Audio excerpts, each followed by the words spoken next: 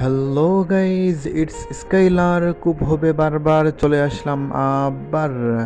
Guys, আজকে তোমাদের জন্য নিয়ে আসছে একটা মজাদার টিপস অ্যান্ড ট্রিক্স। সেটা হচ্ছে, তোমার কাছে যদি গ্রিন ক্রিমিনাল না থাকে আর সামনে যদি তোমার এনিমির কাছে গ্রিন ক্রিমিনাল থাকে, তাহলে কি করতে হবে সেটা তো স্ক্রিনে দেখতেই পাচ্ছ।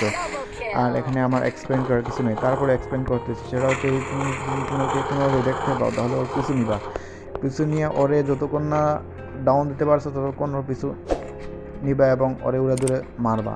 ও ডাউন হওয়ার পর তুমি কি করবা? উড়াদুরে লল মারবা। যতক্ষণ না তোমার মনে শান্তি মিটে ততক্ষণ তুমি ওর লল মারতেই থাকবা, লল মারতেই থাকবা এবং লল মারতেই থাকবা। যখন তোমার শান্তি মিটবে তখন তুমি ওরে কিল ডাউন দিয়ে দিবা। আর গাইজ, একটা কথা মাথায় রাখবা, ওরে লল মারতে দেয়া যেন নিজেই ললের শিকার না হও।